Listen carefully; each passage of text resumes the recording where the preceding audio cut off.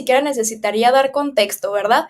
Pero bueno, esta madrugada, después de... Se aprobó obviamente en dos partes, porque a diferencia de Kenia López Rabadán, aquí sí sabemos el proceso que se lleva a cabo en el Poder Legislativo. Primero se aprobó en lo general y luego en lo particular.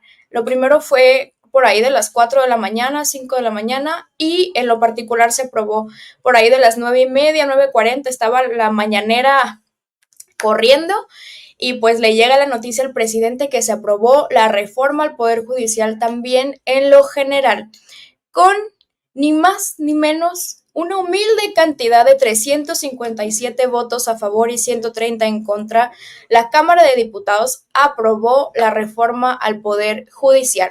Por supuesto, vale la pena decirlo que fue en una sede alterna, porque pues tenían tomada o bloqueada simbólicamente la Cámara de Diputados, el Congreso de la Unión, los accesos, los conservadores lo tenían ahí tomado, diciendo que no se iba a legislar ahí, que no iban a sesionar y que podían ir a legislar al infierno, porque ahí no. Entonces, pues los diputados de nuestro partido, muy inteligentes, muy precavidos, sabiendo cómo se las gastan en la oposición, se fueron a sesionar a una sede alterna, que ya sabemos que eso es válido, es legal y que no es la primera vez que se aprueba una reforma de esta manera. La diferencia es que esta reforma es impulsada por la izquierda y no por el neoliberalismo, y no se está llevando a cabo en esta sesión, en esta sede alterna, por hacerlo en lo oscurito, por hacerlo en fast track, por hacerlo pues de espaldas a la gente, sino porque pues no les permitieron ingresar al Palacio Legislativo de San Lázaro. Entonces, bueno, se van a la sede alterna, que fue en el Deportivo Magdalena Mixoca, en la alcaldía Iztacalco, que vale la pena también decir que es un lugar donde el pueblo está, ¿no? Es un lugar público al que el pueblo va, es un lugar del pueblo. Fue una de las sesiones más austeras en la historia de la legislación en México, ¿no? Entonces yo creo que todos estos símbolos son muy importantes, pero a ver, ya para no extenderme más, para ir paso a paso desmenuzando, ¿cómo ves tú, cómo recibiste esta noticia? ¿Tú, Regis, tenías alguna duda de que se iba a aprobar? ¿Cómo viste que fueron una sede alterna? ¿Cómo viste las trabas que han intentado poner? Ya no solo desde el Poder Judicial, sino mandando a la gente, ¿no?, a bloquear el acceso a la Cámara de Diputados. ¿Cómo lo viviste tú?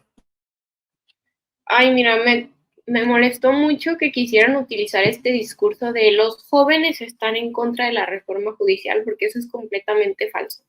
Creo que la reforma judicial, como ya lo hemos platicado en programas anteriores, se decidió que iba a decidirse el momento en el que fueron a votar todos estos millones de personas que votamos por Claudia Sheinbaum. Y pues bueno, fue realmente un triunfo aplastante y ahí en ese momento ya todos sabíamos que esta reforma iba a pasar. Pero que quisieran agarrarse de la representación de los jóvenes a mí me pareció algo muy sucio. Y aunque ya tengo 29, yo todavía me considero joven y claro que a mí sí, yo estoy a favor de la reforma judicial y no solo yo. El 48% de los jóvenes de 18 a 19 años votaron por Claudia Sheinbaum. De 20 a 30 años, el 51% y todavía de 31 a 40 años, el 55.6%, que quiere decir que los jóvenes estamos del lado de Claudia Sheinbaum y de la reforma judicial, por lo tanto, porque votamos por un proyecto de nación. Eso es algo que me parece súper importante de recordar y el hecho de que estén tomando estas sedes con el tema de los jóvenes, pues es un tema partidista, disfrazado, completamente falso. Otra cosa que también creo que es súper importante de recalcar, como tú lo decías, no es una reforma que se esté haciendo en lo oscurito, se lleva platicando y estando en la discusión no solo de pues como de ciertas esferas políticas, sino que ya está en el discurso de toda la gente, de verdad. No hay lugar en el que no pases y no estén hablando de la reforma, o sea, de verdad, es algo que sí se ha llevado a platicar, a pesar de que haya gente que dice que se habla más de lo que pasa en cierta cadena de televisión, pero el discurso de la reforma pues es algo que existe y a mí me parece fantástico, porque quizás no se está tomando en cuenta la relevancia de la politización del pueblo y a mí me parece que es algo que es un acierto de este sexenio Y pues bueno, nada más recalcar esa parte de los jóvenes y el hecho de que no fue en lo oscurito y que perfectamente sabían qué estaban haciendo y cómo manipular un poco esta noticia.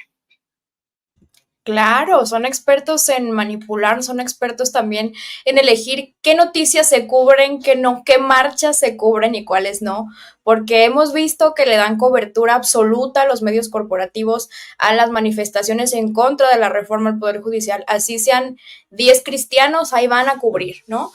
Ahí sea una marcha con disfraces que parece procesión de Halloween, van a cubrir. Pero se manifiestan estudiantes a favor, eso no existe, o lo ponen en tela de juicio, o los mandaron, o pues sí se juntaron, pero se juntaron más los que están en contra. O sea, siempre está esta especie de censura diagonal, cerco informativo, que es muy evidente, sobre todo en estados como Jalisco, lo vivimos todos los días, tenemos pocos medios aliados o imparciales, por lo menos. Entonces yo creo que es importante destacarlo. Por otra parte, la manipulación del discurso es algo súper interesante y súper evidente. No sé si has pasado por Ciudad Judicial estos días. Tienen una lona enorme, enorme, enorme, enorme en la fachada que dice AMLO lucra con el dolor del pueblo. Y yo haría, horrible, yo haría una acotación ahí. No es que Andrés Manuel López Obrador esté lucrando con el dolor del pueblo. No es que Andrés Manuel esté dividiendo o polarizando, es que es el primer presidente en la historia reciente que se atreve a nombrar el dolor del pueblo, las carencias, las dificultades que atraviesa y la desigualdad en la que vive el pueblo de México en su mayoría. Es el primero que se atreve a voltear hacia abajo y a ver lo que nos duele, lo que necesitamos, las dificultades que vivimos todos los días y todas las violencias que nos atraviesan. No es que esté lucrando, es que nos lo está mostrando todos los días puntualmente, con pruebas, con estadísticas, con papeles, con datos duros, nos está mostrando para quienes trabajan en el Poder Judicial. Y es que yo lo quiero decir, lo quiero reiterar, porque a veces la gente no se entera. A veces la gente no se entera que cuando hablamos del Poder Judicial no hablamos de los trabajadores que andan ahí, mis compitas que sacan copias, los abogados que están haciendo sus prácticas. Cuando hablamos del Poder Judicial hablamos de las cúpulas, hablamos de los que se llenan los bolsillos con un sueldo de más de 25,000 pesos al día, y que todos los días buscan pretextos para no ir a jalar, como lo hemos visto estas semanas, ¿no? Que se van a paro, que si ya no chambié, que si no sé qué. Es de esa gente de la que estamos hablando y es de esa gente a la que se le tiene que someter a votación su estancia en el Poder Judicial. Es a esa gente. Es un poco lo que decíamos de los ministros, el sueldo que ganan, que es aproximadamente más de 700,000 pesos al mes. O sea, no estamos hablando, como tú dices, de una persona que va y saca copias y que gana 10,000 pesos, no. Son los ministros que para empezar tenemos 11 y que se está proponiendo que se tengan 9, porque ni siquiera en Estados Unidos, que es un país más grande, se tiene esa cantidad de ministros y que los sueldos que están obteniendo son exorbitantes. Entonces, la propuesta que tiene esta reforma es que se reduzcan y tenemos un ahorro millonario que se puede utilizar para muchísimas cosas. Creo que también es importante recalcar que estamos luchando contra los intereses, como tú dices, de las cúpulas y que ese dinero pues le pertenece al pueblo y también que se están defendiendo cosas como, por ejemplo, los impuestos que no están siendo pagados, porque aunque digan de que ese es tema del SAT, no, no, no, es que ya pasan a demanda y así es como llegan a ese lugar este tipo de casos. No es que no le pertenezcan al SAT, es que inicialmente tendrían que arreglarse de manera rápida y expedita con el SAT, pero cuando no pagan, pues ¿qué pasa? Se va a demanda, pasan a juicio, llegan a este tipo de lugares con los ministros y es donde entra la corrupción completamente y pues lo estamos viendo con un caso muy particular, ¿verdad, Meli? Un caso muy particular, muy sonado, que genera muchas pasiones, tanto del empresario como de sus seguidores que le dicen tío Richie, que no podría darme más cringe, como dice la chaviza. Y pues sí, es justo esto. Luego también hay quien dice, es que con esta reforma no se va a facilitar el acceso a la justicia a la gente. Se tienen que reformar también las fiscalías. Pues vamos paso a paso, las escaleras se barren de arriba para abajo, porque ¿de qué nos sirve reformar esto y esto otro si lo de arriba, si la cúpula sigue siendo una porquería? La verdad. Entonces, no coman ansias, que para allá también vamos seguramente. Entonces, pues sí, yo creo que todos los intentos de restarle legitimidad a este esfuerzo colectivo, a este esfuerzo de la izquierda y este esfuerzo también partidista, hay que decirlo, pues están resultando estériles, vamos a decirlo con toda claridad, porque pese a sus reservas, a sus dramas que se han inventado, a sus numeritos, a querer bloquear el acceso a la Cámara de Diputados, a las suspensiones, a las legislaciones, a su numerito, porque no olvidemos también que venimos de ahí, al numerito que se inventaron de sobrerepresentación, porque todo ese drama de la sobrerepresentación supuesta era para evitar que Morena tuviera mayoría. ¿Y qué estaban haciendo? Estaban llamando abiertamente a violar la Constitución. ¿Quién es? Pues también el Poder Judicial, la Suprema Corte de Justicia, aceptando estas carpetitas de parte del presidente del PAN.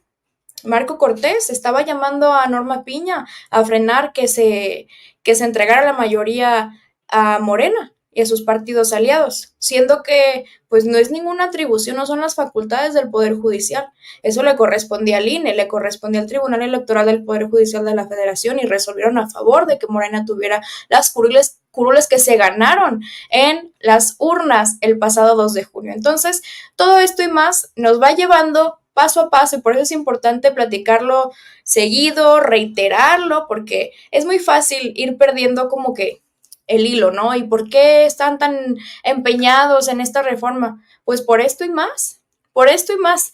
Pero ¿qué creen? Noticia casi de última hora, antes de que entráramos aquí al aire, encontré una noticia. Agárrense. Dice, frenan reforma al Poder Judicial. Jueza otorga suspensión definitiva por ausencia de informes de AMLO. Marta Eugenia Magaña otorgó la razón a la petición de quienes solicitaron no llevarse a cabo el debate ni se apruebe la iniciativa propuesta por el presidente de la República. Este miércoles, la jueza quinta de Distrito de Morelos, Marta Eugenia Magaña López, otorgó una suspensión definitiva a 4 jueces que solicitaron que no se llevara a cabo el debate. ¿Se acuerdan de estos 4 jueces que hasta fueron expuestos ahí en la mañanera y demás? Bueno, a pesar de que la reforma ya fue aprobada por la mayoría de legisladores de Morena, PT y Verde, pues se otorgó esta suspensión definitiva. Entonces, pues hay que ver, yo no creo que tenga algún efecto realmente, no creo que sirva, porque ya, como hemos dicho varias veces, el Poder Judicial tiene ciertas facultades y ya lo que pasa en el legislativo, pues es solamente atribución del Poder Legislativo. Pero fíjense la joyita que dijo aquí esta señora jueza. Dice, determinó que la reforma constitucional podría vulnerar los derechos humanos de los quejosos. ¿Cuáles derechos humanos? ¿De qué quejosos? ¿De qué me está hablando, señora? Dice, si a los quejosos se les pretende cesar de sus cargos de jueces federales sin derecho de audiencia y sin derecho a indemnización alguna, bastando para ello reformar el texto de la Constitución, es claro que la suspensión debe otorgarse. Bueno, señora, le voy a platicar una cosa.